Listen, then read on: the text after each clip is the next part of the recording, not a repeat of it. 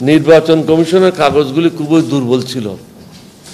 এটা আপনাদেরকে আরো অধিকতর দেখা উচিত ছিল, কারণ একজনের পক্ষে বাহির থেকে সেন্টারে দেখা আর ভিতরে কি ঘটছে ওটা জানা ব্যক্তিগত অভিজ্ঞতা। তাদের উচিত ছিল বিভিন্ন সময় রাজনৈতিক দলের সাথে সংলাপ হয়েছে, সংলাপের সব কাগজগুলি সংগ্রহ করা উচিত ছিল। সংগ্রহ করলেই ওখান থেকে একটা সামারি তৈরি করা, it would have been very easy. যেমন আমি আগেই বলে দিচ্ছি একটা জিনিস, সাংবাদিকেরা চলে যাবে, আপনি যতই কিছু চেষ্টা করেন নির্বাচন সুষ্ঠু করতে পারবেন না যদি দুইজন লোক কাজ না করে। একজন হলো ওসি, আরেকজন হলো ইউএনও। এখানে আর কেউ নির্বাচন কন্ট্রোল করে না। ওই দিন আর আপনি কারও পাবেন না, এই দুজনেই নির্বাচন কন্ট্রোল করে। আমি বহুদিন থেকে চেষ্টা করে আসছি একটা জিনিস বোঝানোর জন্য, যে পুলিশ 10,000 টাকা দিলে এক পাশে গিয়ে বসে থাকে, 20,000 টাকা দিলে একদম অনেক দূরে যেয়ে চলে যায়। প্রিসাইডিং পুলিং অফিসারকে টাকা দিলে তারা চুপচাপ বসে থাকে। সুতরাং তাহলে আমাদেরকে উপায়টা কোথায়? প্রত্যেকটা জিনিসের তো একটা উপায় বের করতে হবে। আমি যে প্রস্তাবটা আজকে এখানে লিখিতভাবে দিয়েছি সে প্রস্তাবটা হলো যে গেট দিয়ে ঢোকার সময় প্রত্যেকটা ব্যক্তিকে তার আইডি কার্ড দেখে ঢুকতে হবে।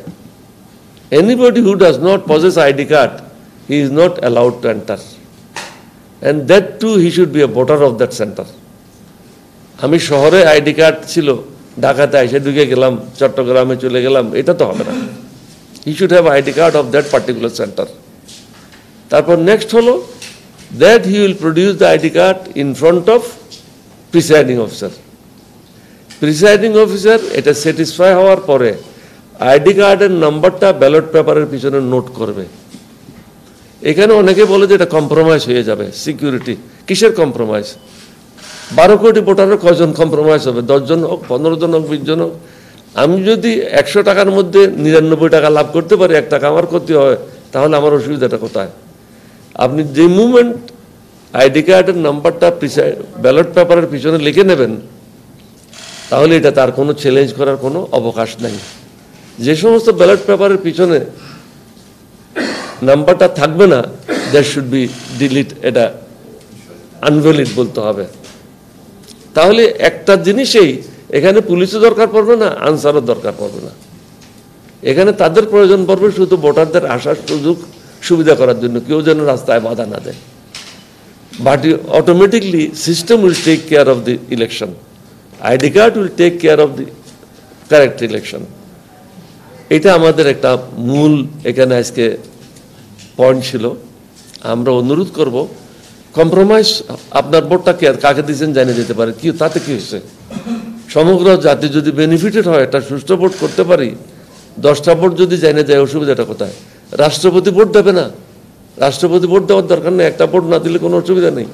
রাষ্ট্রপতি যেহেতু নিরপেক্ষ ব্যক্তি, প্রত্যেকটা দলের রাষ্ট্রপতি তিনি ভোট দেবেন না, তিনি ভোটদান থেকে বিরত থাকবেন, এটাই শ্রেয়। বাকিগুলি আংশিক কিছু কিছু প্রস্তাব আমাদের আছে। অ্যাজ ইউ প্রসিড, আমি তো শুধু আপনি যে প্রশ্ন উত্তর দিয়েছিলেন সেটার উত্তর দিলাম। আমরা চেষ্টা করেছি আন্তরিকভাবে to be in line with you.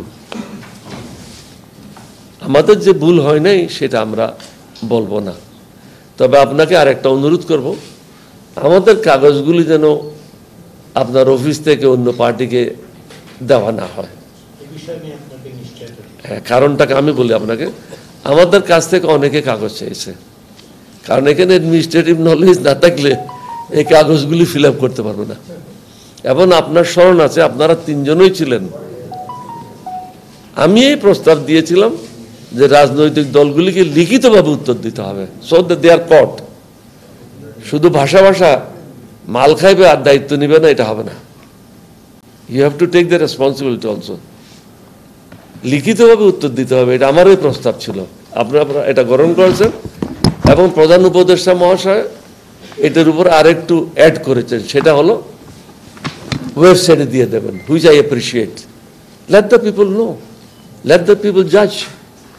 কে কি চিন্তা করতেছে দেশ নিয়ে, কে মাল কামাচ্ছে, কে দেশের জন্য কাজ করতেছে, এগুলি একটা দেখার সুযোগ হোক, মানুষের ভালো মন্দ বিচার করার সুযোগ হোক।